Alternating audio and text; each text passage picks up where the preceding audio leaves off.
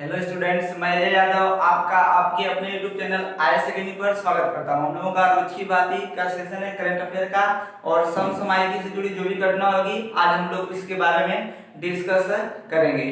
और देखिए किसी भी जहां पर भी जिस भी एग्जाम में आपका करंट अफेयर पूछा जाता है और देखिए करंट अफेयर ही यहाँ पर डिस्कस नहीं किया जाता है, उसके साथ साथ जो इसका स्टैटिक पोर्शन वाला जो जीके है जो इससे रिलेटेड हो सकता है उसके बारे में भी हम लोग डिस्कस करते हैं। अभी हाल ही में कल आपका पेपर था कंप्यूटर ऑपरेटर का, उसमें आप देख सकते हैं कि इस क्लास से कई प्रश्न आए थे। जैसे एक प्रश्न आपको डेन्यूब नदी वाला बताया गया था, अभी कल भी बताया गया और कई बार बताया गया, वह प्रश्न भी उसमें पूछा गया था। तो ऐसे ही कई प्रश्न आपके इस एग्जाम में पूछे गए थे। तो जो भी यहाँ पर जो करंट अफेयर की जो भी बातें बताई जाएंगी, आपको हमारा उद्देश्य केवल करंट अफेयर को ही लेकर नहीं चलना है, उससे उसके इतिहास और उससे रिलेटेड जो भी आपके स्टैटिक पोर्शन जो जीके का होता है उसको भी लेकर हम लोग चलते हैं, ताकि जो भी हमारा प्रश्न है, मान लेते हैं कि हमारा करंट अफेयर का प्रश्न न बना तो उससे रिलेटेड जो उसकी हिस्ट्री से उससे बने, आई भाषा में उसका जो स्टैटिक पोर्शन वाला जीके बताया जाता है वहां से बने, यानी कि किसी न किसी प्रकार से उस प्रश्न में से कोई न कोई प्रश्न बने, आई भाषा में। तो आज का हम लोग का पहला प्रश्न हम लोग के सामने यहाँ पर है। अभी हाल ही में नुआखाई जुहार उत्सव किस राज्य में मनाया गया है? तो अभी हाल ही में नुआखाई जुहार उत्सव किस राज्य में मनाया गया है? तो यह ओडिशा में मनाया गया है। कहां पर मनाया गया है? ओडिशा राज्य में मनाया गया है। अब देखिए यहाँ पर नुआखाई त्योहार आया है, नुआखाई। अब देखिए जो नुआखाई उत्सव है यह दो शब्दों से मिलकर बना है, नुआ प्लस खाई, नुआ और खाई दो शब्दों से मिलकर बना है। नुआ का मतलब यहाँ पर नया से, किससे? नया से, और खाई इसका मतलब खाई वो वाली खाई से नहीं है, इसका मतलब खाना से, किससे? खाना से, आई भाषण में। तो नया खाना, तो इसका तात्पर्य यहाँ पर यह है कि नई फसल, क्या? नई फसल से, आई भाषण में। तो जो नुआखाई त्योहार है यह कहां पर मनाया जाता है? ओडिशा में मनाया जाता है। और देखिए जो नुआखाई त्योहार है ओडिशा में भी मनाया जाता है, छत्तीसगढ़ में भी मनाया जाता है। कहां पर? छत्तीसगढ़ में भी मनाया जाता है। और छत्तीसगढ़ के जो आसपास के राज्य हैं, छत्तीसगढ़ के आसपास के जो राज्य हैं उन राज्यों में भी मनाया जाता है, लेकिन मुख्य रूप से ओडिशा, छत्तीसगढ़ और इसके और पड़ोसी राज्यों में मनाया जाता है। अब देखिए जो नुआखाई त्योहार बताया गया यह किससे संबंधित है? नया खाना यानी कि नई फसल बताया गया, तो यह किससे रिलेटेड है, किससे संबंधित है? तो जो नुआखाई त्योहार है यह फसल से संबंधित है, आई बात समझ में? या कृषि त्योहार है। कैसा त्योहार है? कृषि का त्योहार है या कृषि से संबंधित उत्सव है। अब देखिए जो नुआखाई जुआर उत्सव है इसका संबंध किससे? कृषि से, किससे? कृषि से है। अब देखिए जो नुआखाई त्योहार है इसको मनाया क्यों जाता है? तो देखिए इसमें होता क्या है कि इसमें यह आपका ओडिशा में एक क्षेत्र पड़ता है, संबल क्षेत्र। कौन? संबल क्षेत्र में मनाया जाता है। ओडिशा के संबल क्षेत्र में एक मंदिर है समलेश्वरी माता का, किसका? समलेश्वरी माता का मंदिर है। देखिए ओडिशा के संबल क्षेत्र में एक मंदिर है समलेश्वरी माता का मंदिर। किसका मंदिर है? समलेश्वरी माता का मंदिर। और होता क्या है कि ओडिशा में जब धान की फसल उगती है तो यह पहली फसल होती है और पहली फसल अर्पित कर दी जाती है। किनको? जो किसान होते हैं वे क्या करते हैं, अपना पहली फसल जो होती है उसको समलेश्वरी माता को अर्पित कर देते हैं, आई भाषण में। और समलेश्वरी माता जो मंदिर है यह कहां पर है? ओडिशा के संबल क्षेत्र में है, आई भाषण में, संबल क्षेत्र में है।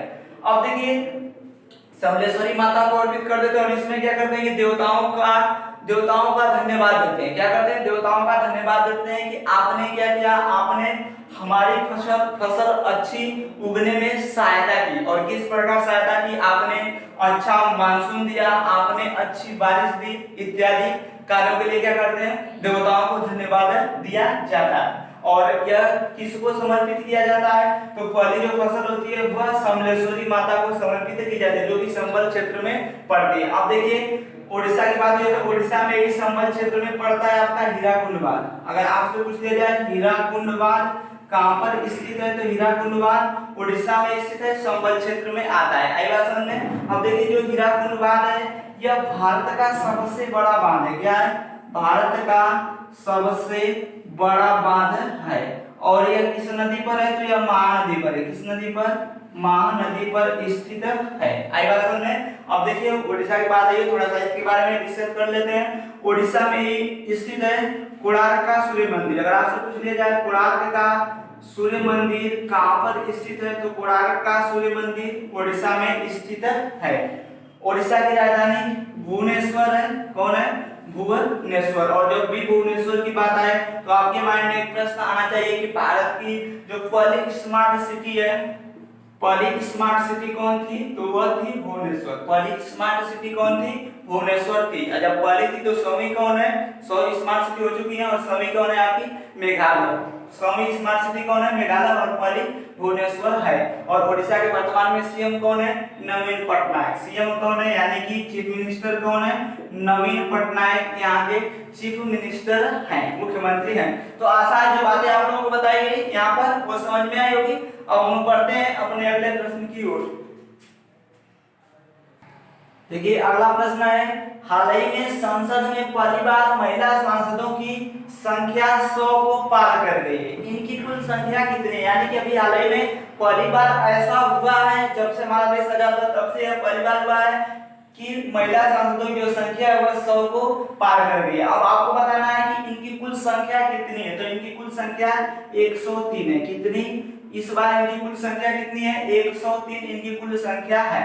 तो देखिए अभी हाल ही में जो महिला सांसद है उनकी संख्या 100 को पार कर गई है और कितनी हो गई है? 103 हो गई है। अब देखिए बात यहाँ पर आई है किसकी? संसद की। किसकी? संसद की। अब देखिए अगर आपसे यह पूछ लिया जाए कि संसद किस अनुच्छेद में आता है, जो संसद है इसका विवरण किस अनुच्छेद में दिया गया है, तो इसके लिए एक ट्रिक है आपका सरला। क्या? सरला। ऐसे इसी का नाम हो सकता है लेकिन तो याद करने के लिए सरला। सर से आपका होगा संसद। क्या? संसद। सर से संसद होगा और र से आपका राज्यसभा। क्या? राज्यसभा। और लाश होगा आपका, याद कर सकते हैं, लोकसभा। क्या? लोकसभा। अब देखिए जो संसद है यह अनुच्छेद 79 में दिया गया है। किसमें? अनुच्छेद 79 आर्टिकल 79 में। और जो आपका राज्यसभा है यह 80 और लोकसभा 81। आई बात समझ में? तो एक ट्रिक याद रख लीजिएगा, सरला स से आपका होगा संसद। संसद किस अनुच्छेद में? संसद का वर्णन है 79, राज्यसभा 80, लोकसभा 81। आई बात समझ में? ये सब आपके आर्टिकल है या अनुच्छेद है। अब देखिए यहाँ पर जो संसद है, अगर आपसे पूछ लिया जाए कि संसद के कितने अंग होते हैं, तो संसद के 3 अंग होते हैं। कौन? संसद के 3 अंग होते हैं। एक आपका होता है लोकसभा, राज्यसभा प्लस और होता है आपका प्रेसिडेंट यानी कि राष्ट्रपति। कौन? राज्यसभा, लोकसभा, राज्यसभा और राष्ट्रपति। अगर संसद, अब देखिए जो संसद है अगर पूछ लिया जाए संसद के कितने अंग, तो 3, लोकसभा, राज्यसभा और राष्ट्रपति। लेकिन संसद के कितने सदन होते हैं, तो संसद के 2 सदन होते हैं। कितने? 2 सदन। एक आपका लोकसभा होता है और एक राज्यसभा होता है। लोकसभा को निम्न सदन कहा जाता है, राज्यसभा को उच्च सदन कहा जाता है। आई बात में? तो राज्यसभा को आप उच्च सदन कहेंगे और लोकसभा को निम्न सदन कहेंगे। अब देखिए जो 103 इनकी संख्या बताई गई, आपको बताया गया है यहाँ पर। देखिए लोकसभा में इनकी संख्या अगर पूछ ली जाए तो लोकसभा में जो महिला सांसद है इनकी संख्या 78 है। कितनी है? 78 है। आई बात समझ में? तो लोकसभा में 103 में से लोकसभा में कुल कितनी महिला सांसद है, तो लोकसभा में कुल 78 महिला सांसद है। कितनी? 78। और राज्यसभा की बात करें तो राज्यसभा में 25 है। कितनी है? राज्यसभा में 25 है। और एक और आंकड़ा कि देखिए इसमें हुआ है कि लोकसभा जो है इसमें 1951 से, कब से? 1951 से 2019 तक, यानी कि अब तक क्या हो रहा है? लगातार महिला सांसदों की भागीदारी बढ़ रही है। क्या हो रहा है? लगातार महिला सांसदों की भागीदारी बढ़ रही है। अब देखिए इसमें होगा क्या कि यहाँ पर आपको बताया गया कि 3 कुल टोटल 103 महिला सांसद हो चुकी हैं। अब देखिए जो संसद होता है इसके 3 सत्र होते हैं। अगर संसद में सत्र की बात करें तो कितने सत्र होते हैं? 3 सत्र होते हैं। अभी आपको इस सत्र के बारे में बताते हैं, पहले इसके बारे में देखिए। अभी बताया गया कुल 103 संख्या हो गई है। लोकसभा में 78, राज्यसभा में 25। अगर आपसे पूछ लिया जाए कि लोकसभा में अगर सभा जो लोकसभा है उसके हिसाब से अगर देखें तो कितना प्रतिशत है, जो 78 है यह पूरे सांसदों का कितना प्रतिशत है जो लोकसभा में है, तो कितना है, अगर इनकी परसेंटेज के हिसाब से अगर इनके संख्या को ज्ञात करते हैं तो परसेंटेज के हिसाब से इनकी संख्या सदन में कितनी होगी, तो लोकसभा में कितनी होगी 14.36%। कितने 14.36%। और राज्यसभा की बात करते हैं तो यह होगा आपका 10%। कितना 10% है। आई भाषण में अब देखिए जो संसद होता है इसके 3 सत्र होते हैं। पहला होता है आपका बजट सत्र। क्या बजट सत्र। अब देखिए पहला बजट सत्र होता है और जो दूसरा आपका होता है मानसून सत्र। दूसरा क्या होता है, पहला बजट, दूसरा मानसून सत्र और तीसरा आपका होता है शीतकालीन सत्र या शीत सत्र। अब देखिए जो मानसून सत्र है इसमें एक बात कही गई है कि मानसून सत्र में किसी न किसी प्रकार, देखिए जो मानसून सत्र है इसमें एक बात कही गई है कि कोई एक ऐसी व्यवस्था की जाए जिससे इन 103 जो कि महिला सांसदों की संख्या है और पहली बार इतना हुई है, तो इन पूरी 103 महिला सांसदों को एक बार कहीं पर बुलाया जाए। मतलब जो मानसून सत्र है इसमें ऐसी व्यवस्था करने की बात की गई है कि किसी न किसी प्रकार से इन 103 महिला सांसदों को पूरी लोगों को क्या किया जाए, एक जगह किसी प्रकार से इकट्ठा किया जाए, जिससे क्या हो सके, एक ऐतिहासिक रिकॉर्ड बन सके। क्या हो सके, एक ऐतिहासिक रिकॉर्ड बन सके। तो अभी हाल ही में पहली बार महिला सांसदों की कुल संख्या सबको पार कर गई है। इनकी संख्या कुल कितनी है, 103 है। संसद की बात करें तो इसके 3 सदन होते हैं। इसे कितने सदन होते हैं, 2 सदन होते हैं। और आपको बताया गया कि जो इनकी जो अंग होते हैं कितने होते हैं, 3 होते हैं। आई भाषण में अब देखिए आपको बताया गया कि यहाँ पर जो संसद है, संसद में 3 सत्र होते हैं, बजट सत्र, मानसून सत्र और शीतकालीन सत्र। और आपको बताया गया लोकसभा में कुल कितने 78 और राज्यसभा में 25। तो आशा जो बातें आप लोगों को बताई गई समझ में आई होगी। अब हम लोग बढ़ते हैं अपने अगले प्रश्न की ओर। देखिए अगला प्रश्न है, हाल ही में किसे भारत के निर्वाचन आयोग के चुनाव आयुक्त के रूप के पद पर नियुक्त किया गया। तो अभी हाल ही में किसे भारत के निर्वाचन आयोग के चुनाव आयुक्त के पद पर नियुक्त किया गया है, तो किसे नियुक्त किया गया है, राजीव कुमार को। किसको, राजीव कुमार को। तो अभी हाल ही में राजीव कुमार को भारत के निर्वाचन आयोग के चुनाव आयुक्त के रूप में नियुक्त किया गया। आप देखिए जो राजीव कुमार हैं, अगर बात करें कि इन्होंने किनका स्थान लिया है, तो इन्होंने अशोक लवासा का स्थान लिया है। किसका, अशोक लवासा का स्थान लिया। और अभी कुछ दिनों पहले आपको बताया गया था कि जो पिछली क्लास में कि जो अशोक लवासा है ये भारत के पहले चुनाव आयुक्त थे, लेकिन क्या हुआ कि इन्होंने इस्तीफा दे दिया अपने पद से। क्यों इस्तीफा दे दिया, तो आपको बताया गया कि ये एडीबी के क्या बन गए हैं, एडीबी के उपाध्यक्ष बन गए। एशियन डेवलपमेंट बैंक, एशियाई विकास बैंक के क्या बन गए हैं, उपाध्यक्ष बन गए। जब इन्होंने एशियन डेवलपमेंट बैंक या एशियाई बैंक के क्या बन गए, उपाध्यक्ष बन गए, तो इन्होंने क्या किया, जो अपने पद है चुनाव आयुक्त का उससे इन्होंने क्या कर दिया, इस्तीफा दे दिया। अब देखिए इन्होंने जो राजीव कुमार है इन्होंने किनका स्थान लिया, अशोक लवासा का स्थान लिया। अब देखिए अगर राजीव कुमार की बात करते हैं कि ये कौन है, राजीव कुमार कौन है, इससे पहले ये क्या थे, तो ये वित्त सचिव थे। क्या थे, वित्त सचिव थे। आई भाषण में, तो इससे पहले क्या थे, पूर्व वित्त सचिव थे। अब देखिए जो राजीव कुमार है इन्होंने स्थान किसका लिया, अशोक लवासा का स्थान लिया। और राजीव कुमार वर्तमान में बने क्या है, तो जो भारत का निर्वाचन आयोग है उसके चुनाव आयुक्त बने। अगर निर्वाचन आयोग की बात करते हैं कि इसकी स्थापना कब की गई, तो निर्वाचन आयोग की स्थापना 25 जनवरी 1950 को की गई थी। कब, 25 जनवरी 1950 को की गई थी निर्वाचन आयोग या चुनाव आयोग की स्थापना।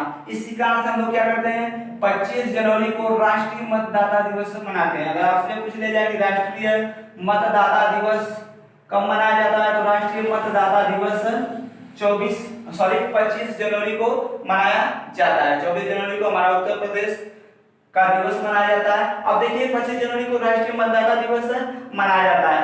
अब देखिए 25 जनवरी को राष्ट्रीय मतदाता दिवस क्यों मनाया जाता है, अगर आपसे पूछ लिया जाए तो इस कारण से कि 25 जनवरी 1950 को निर्वाचन आयोग की स्थापना हुई थी। अब देखिए अगर आपसे यह प्रश्न पूछ लिया जाए कि निर्वाचन आयोग, भारतीय संविधान में निर्वाचन आयोग किस अनुच्छेद में दिया गया है या इसका वर्णन किस अनुच्छेद में है, तो 324 आर्टिकल 324 में निर्वाचन आयोग को दिया गया है भारत के संविधान में। अब देखिए जो निर्वाचन आयोग है इसमें कुल 3 सदस्य होते हैं। कितने सदस्य?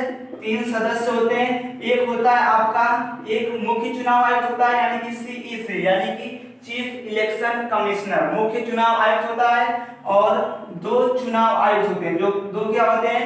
इलेक्शन कमिश्नर होते हैं, यानी कि 2 क्या होते हैं? चुनाव आयुक्त होते हैं। तो एक मुख्य चुनाव आयुक्त और 2 चुनाव आयुक्त होते हैं। अब देखिए मुख्य चुनाव आयुक्त की बात करते हैं तो मुख्य चुनाव आयुक्त वर्तमान में कौन है? सुनील अरोड़ा है। कौन? सुनील अरोड़ा।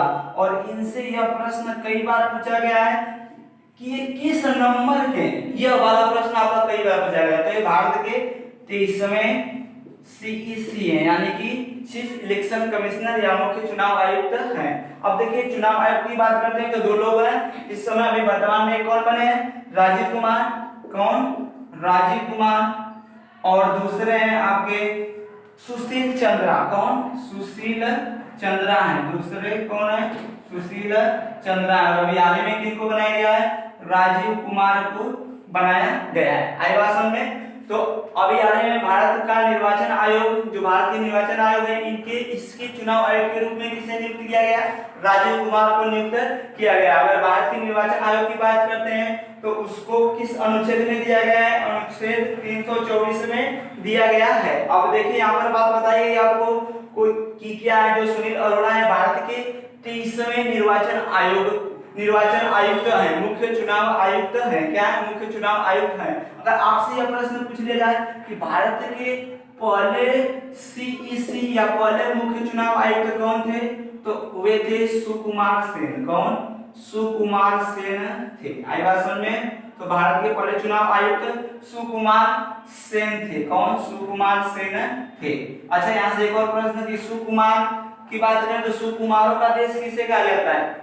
जापान को कहा जाता है। किसको कहा जाता है? जापान को कहा जाता है। तो आशा है जो यहाँ पर बातें बताई गई आप लोगों को समझ में आई होगी। अब हम लोग बढ़ते हैं अपने अगले प्रश्न की ओर। देखिए अगला प्रश्न है, हाल ही में अमेरिका का कौन सा राज्य भीषण आग लगने के कारण चर्चा में? तो अभी हाल ही में अमेरिका का कौन सा राज्य है जिसके जंगलों में क्या हो चुकी है? आग लग चुकी है और वह इस कारण से चर्चे में है। तो उसका नाम है कैलिफोर्निया। कौन? कैलिफोर्निया। तो अभी हाल ही में अमेरिका का जो कैलिफोर्निया राज्य है वहां के जंगलों में आग लग चुकी है। क्या हो चुकी है? आग लग चुकी है, जिससे कारण से यह चर्चे में है। आई बात समझ में? अभी आपको कुछ दिनों पहले बताया गया था कैलिफोर्निया में एक स्थान जिसका नाम है डेथ वैली। क्या? Death valley. और आपको बताया गया कि डेथ वैली में 1913 के बाद पहली बार ऐसा हुआ था कि पृथ्वी पर सबसे ज्यादा तापमान कहां पर आंका गया था? डेथ वैली में आंका गया था या दर्ज किया गया था। अभी कितना? 54.4 सेंटीग्रेड, 54.4 सेंटीग्रेड का तापमान वहां पर दर्ज किया गया था, जो कि पृथ्वी पर सबसे ज्यादा गर्म स्थान इसी को बताया गया। और सबसे ज्यादा तापमान कहां पर पाया गया? डेथ वैली में पाया गया, जो कि कहां पर है? कैलिफोर्निया राज्य में स्थित है अमेरिका के। अब देखिए डेथ वैली की बात करते हैं, यहाँ पर टेम्परेचर कितना अधिक क्यों है? तो आपको बताया गया कि जो डेथ वैली है यह मोजेब मरुस्थल का एक भाग है। क्या है? एक मरुस्थल है, मोजेब मरुस्थल। कौन? मोजेब मरुस्थल। और जो मोजेब मरुस्थल है वह कहां पर स्थित है? वह अमेरिका में स्थित है। और किस राज्य की बात करें तो कैलिफोर्निया। तो जो मोजेब मरुस्थल है उसका एक भाग है कौन? Death valley. तो मरुस्थल के पास होने के कारण भी इसका टेम्परेचर अधिक है। अब देखिए यहाँ पर इसी के जो डेथ वैली है इसी के पास स्थित है एक जंगल भी है। क्या? एक जंगल भी इसके पास स्थित है। तो देखिए यहाँ पर जब इसका टेम्परेचर अधिक है, साथ में वहां पर मोजेब मरुस्थल भी है, मरुस्थल भी वहां पर क्या है? मरुस्थल का जो क्षेत्र है अधिक है और वहां पर जंगल भी है। तो इस कारण से हुआ है कि जो भी जंगल है वे भी सूखे हुए। कैसे? सूखे हुए। आई बात समझ में? तो वहां पर हुआ क्या? सूखे हुए का मतलब यह है कि कि वहां पर क्या है, वहां पर आर्द्र या नमी अधिक अधिक नहीं है। क्यों? क्योंकि वहां पर मरुस्थल है, इस कारण से। तो देखिए यहाँ पर हुआ क्या कि इस कारण से यहाँ पर तापमान अधिक होने के कारण यहाँ पर आग लग चुकी है। जो कैलिफोर्निया है उसके जंगलों में क्या हो चुकी है, आग लग चुकी है, और वो पूरे पूरे कैलिफोर्निया में फैलने वाली है या फैल रही है। आई बात समझ। तो अभी हाल में कैलिफोर्निया जो कि अमेरिका का एक राज्य है, अपने जंगलों में आग लगने के कारण क्या हो चुका है, चर्चा में हो चुका है। और आग किस कारण से लगी, तो कैलिफोर्निया में एक डेथ वैली नामक स्थान है। आपको इसके बारे में पिछले वीडियो में बताया गया कि यहाँ का टेम्परेचर कितना हो चुका है, 54.4 सेंटीग्रेड, जो कि 1913 के बाद इतना आंका गया है। आई बात समझे। और पृथ्वी पर सबसे ज्यादा तापमान वहीं पर आंका गया था। आप देखिए यहाँ पर बात है किसकी, कैलिफोर्निया की। तो कैलिफोर्निया किसका राज्य है, अमेरिका का राज्य है। अब देखिए कैलिफोर्निया से प्रश्न किस प्रकार से बनेंगे। कैलिफोर्निया में ही स्थित है आपका लॉस एंजिल्स। कौन? लॉस एंजिल्स कहां पर स्थित है, तो लॉस एंजिल्स जो शहर है वह कहां पर स्थित है, एंजिल्स शहर कहां पर स्थित है, तो वह है आपका कैलिफोर्निया में स्थित। कहां पर? लॉस एंजिल्स कहां पर स्थित है, कैलिफोर्निया में स्थित है। लॉस एंजिल्स को क्या कहते हैं, जैसे भारत में मुंबई को बॉलीवुड सिटी कहते हैं, वैसे ही लॉस एंजिल्स को हॉलीवुड सिटी कहते हैं। क्या कहते हैं? हॉलीवुड सिटी के नाम से इसको जाना जाता है। आई बात समझे। और एक और बात, अभी हाल ही में भारत के बाहर पहला योग विश्वविद्यालय, कौन? पहला योग विश्वविद्यालय कहां पर खोला गया, तो लॉस एंजिल्स अमेरिका में खोला गया था। अब देखिए कैलिफोर्निया की बात आई है, कैलिफोर्निया में ही स्थित है। अब देखिए कैलिफोर्निया में ही स्थित है आपका सैन फ्रांसिस्को, एक शहर है जिसका नाम है सैन फ्रांसिस्को। क्या नाम है? San Francisco. अगर आपसे पूछ लिया जाए कि सैन फ्रांसिस्को कहां पर स्थित है, तो कैलिफोर्निया में स्थित है। अब देखिए जो सैन फ्रांसिस्को है इसको सिलिकॉन वैली कहा जाता है। क्या कहा जाता है? Silicon valley. जैसे कि भारत में सिलिकॉन वैली किसे कहा जाता है, बंगलुरु कहा जाता है, वैसे ही यहाँ पर सिलिकॉन वैली के नाम से किसे जाना जाता है, कैलिफोर्निया को जाना जाता है।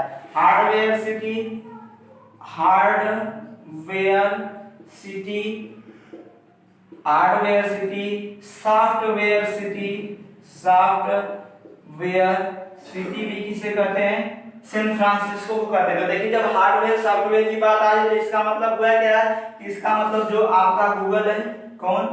गूगल, फेसबुक,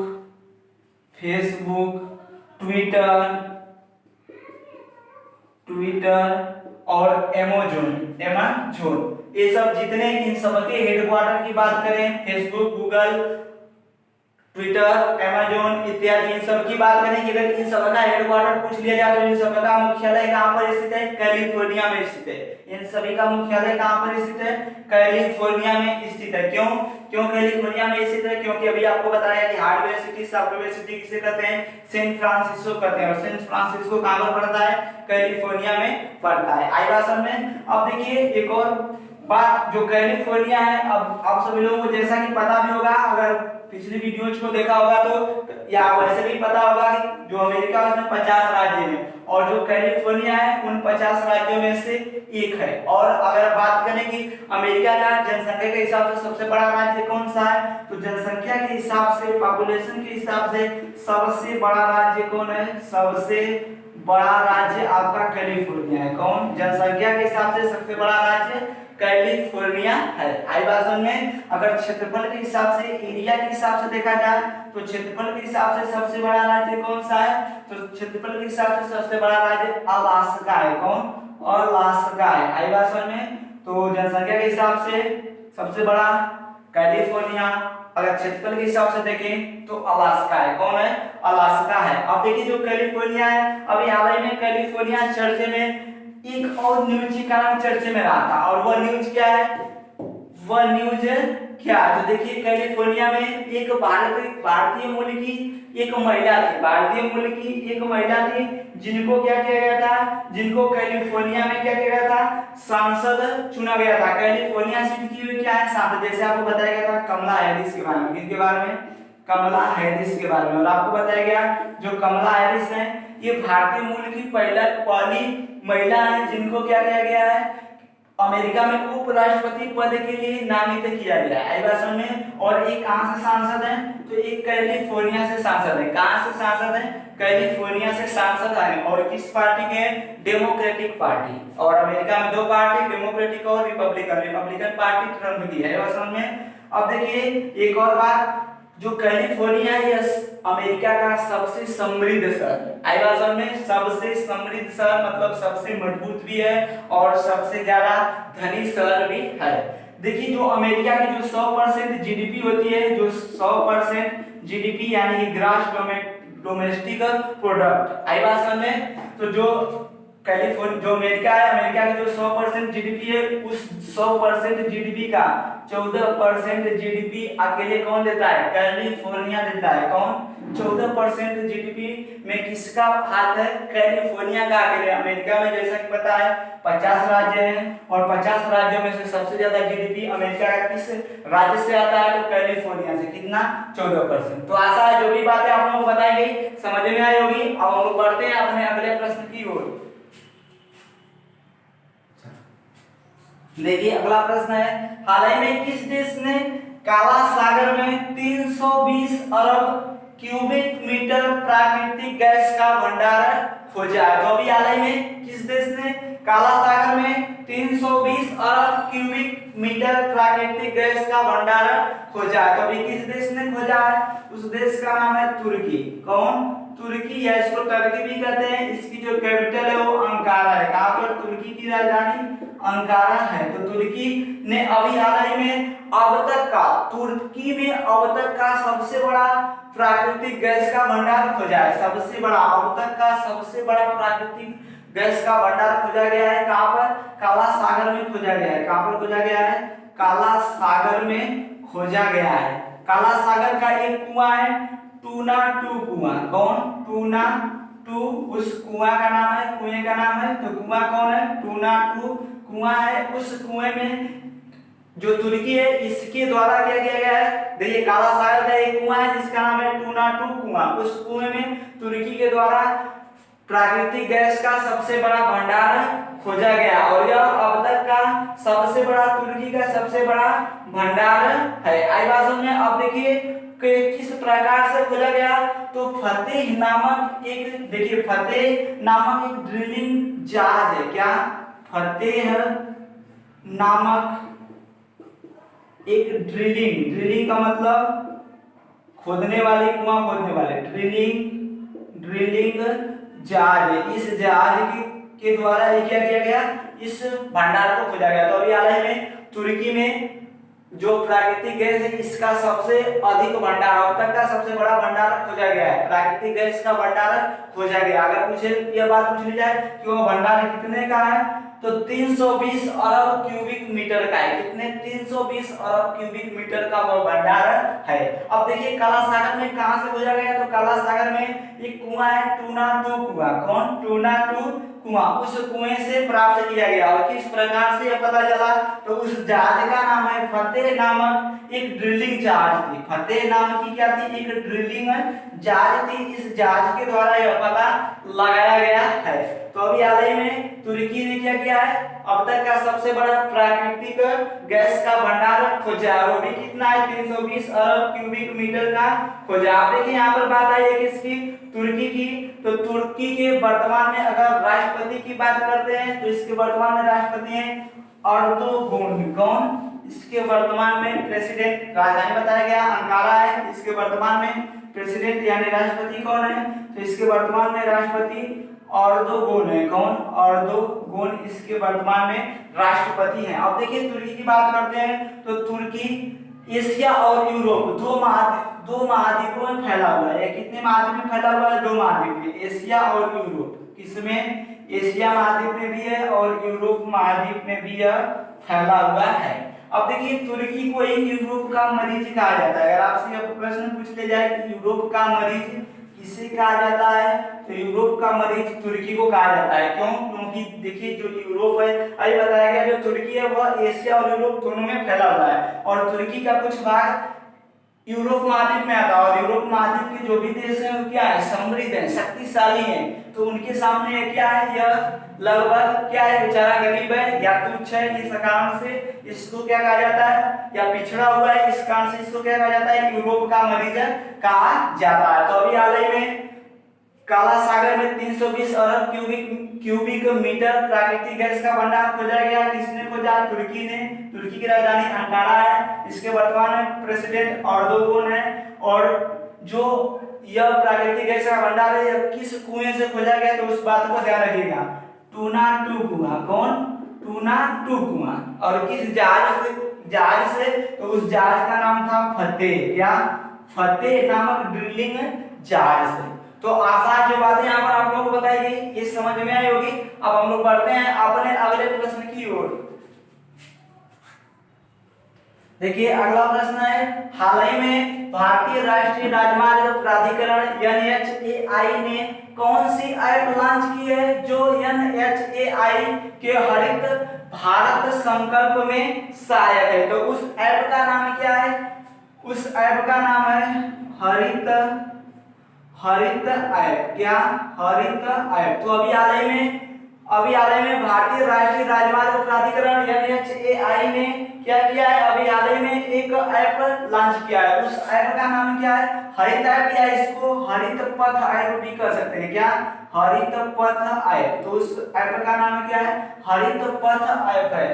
इसको जारी किसके द्वारा किया गया, NHAI यानी कि भारतीय राष्ट्रीय राजमार्ग प्राधिकरण, national highway authority of India, इसके द्वारा जारी किया गया है। उस ऐप का नाम क्या है, हरित पथ ऐप। अभी इसके बारे में चर्चा करेंगे, पहले यहाँ पर देख लेते हैं भारतीय राष्ट्रीय राजमार्ग प्राधिकरण जो है इसके मंत्री कौन है। तो वर्तमान में इसके मंत्री कौन है, राजमार्ग मंत्रालय के मंत्री कौन है, तो नितिन गडकरी। कौन, नितिन गडकरी वर्तमान में राजमार्ग मंत्रालय के मंत्री हैं। तो राजमार्ग मंत्रालय के मंत्री कौन है, नितिन गडकरी हैं। अच्छा देखिए अभी हाल ही में पिछले प्रश्न जो कि आपका तुर्की से संबंधित था उसमें एक और फैक्ट, अभी हाल ही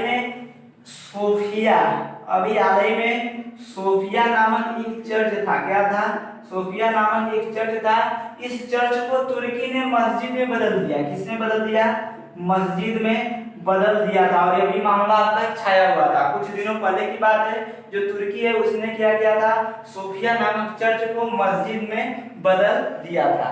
लेकिन यहाँ पर हम लोग देखिए बात कर रहे हैं किसकी, भारतीय राष्ट्रीय राजमार्ग प्राधिकरण की। तो ये बताया गया इसके वर्तमान मंत्री कौन है, नितिन गडकरी हैं। अब देखिए जो यह मंत्रालय इसने क्या किया है, एक ऐप लॉन्च किया है जिसका नाम क्या है, हरित पथ ऐप। और इसका उद्देश्य क्या है, इसका उद्देश्य है हरित भारत। क्या, हरित भारत। आई बात समझ में, हरित भारत। क्या, हरित भारत, या ऐसे भी कह सकते हैं ग्रीन हाईवे। क्या, ग्रीन हाईवे। तो इसका उद्देश्य क्या है, ग्रीन हाईवे इसका उद्देश्य है। ग्रीन हाईवे का मतलब क्या है, देखिए ग्रीन हाईवे का मतलब यह है कि जो आपका नेशनल हाईवे रोड जाता है उसके किनारे किनारे पौधे लगाना। क्या करना, किनारे किनारे पौधों को लगाना। क्या करना, किनारे किनारे पौधों को लगाना। जब किनारे किनारे पौधों को लगाएंगे तो इसी को हम क्या कहेंगे, इसी को यहाँ पर कहा गया है ग्रीन हाईवे। तो ग्रीन हाईवे का तात्पर्य किससे है, जो भी रोड है रोड के किनारे किनारे पौधों को लगाना ही क्या होगा, ग्रीन हाईवे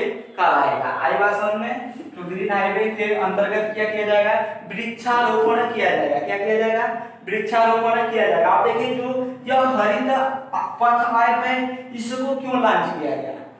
अब देखिए यहाँ पर हरित भारत के लिए तो ये सब कार्य किया जा रहा है कि जो हरित भारत है, हरित भारत के तहत होगा क्या, हरित भारत के तहत आपको बताया गया कि जो भी हाईवे है, नेशनल हाईवे है, उनके किनारे किनारे क्या होगा, पेड़ पौधे लगाए जाएंगे, यानी कि वृक्षारोपण किया जाएगा।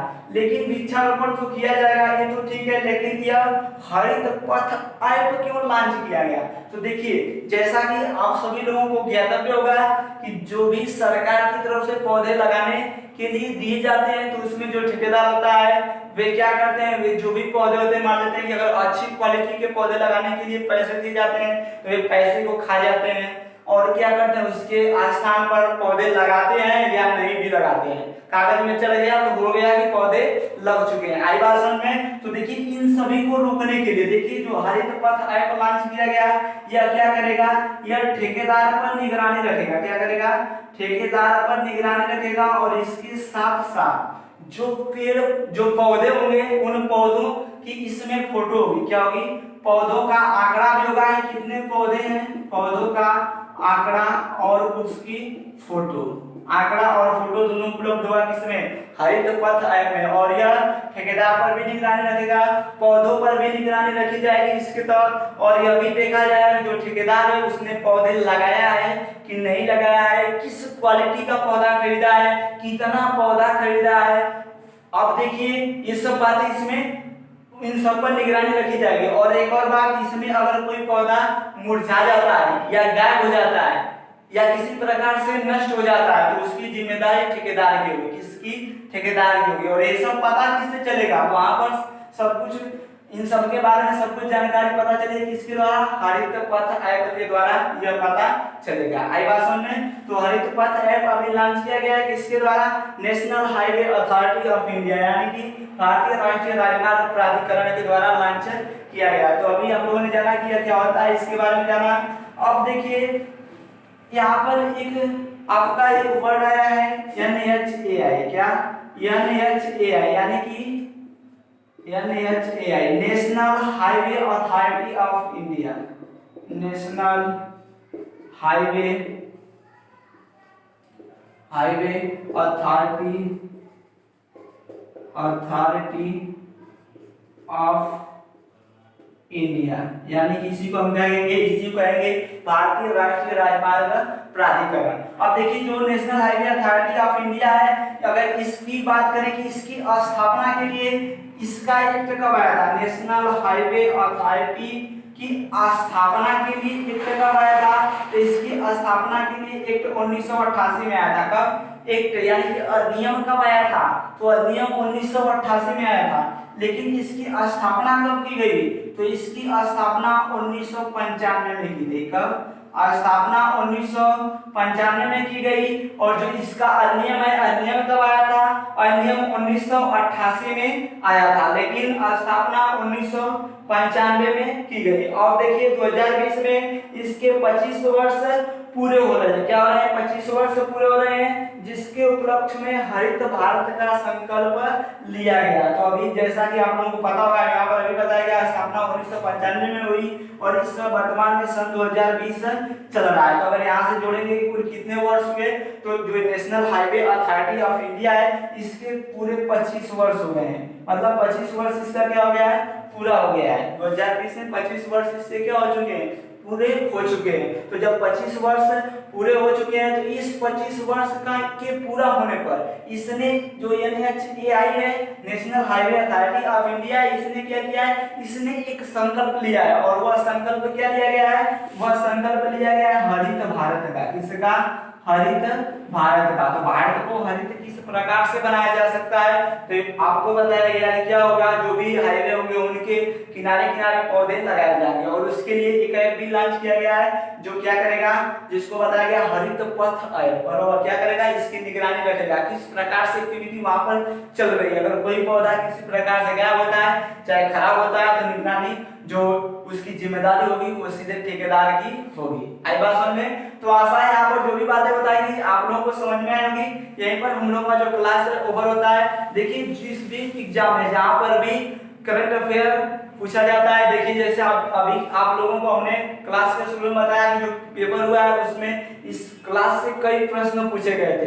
तो कोई जरूरी नहीं है कि यहाँ पर जो बातें बताई गई वही प्रश्न। देखिए हमारा उद्देश्य क्या है? हमारा उद्देश्य ये नहीं है कि जो नेशनल हाईवे अथॉरिटी इसने क्या किया, एक ऐप लॉन्च किया। ऐप का नाम क्या था? हरित पथ ऐप। तो हमें उस ऐप के बारे में बस बोल नहीं जाना है कि हरित पथ ऐप। कोई जरूरी नहीं है कि यही हमारे एग्जाम में आएगा।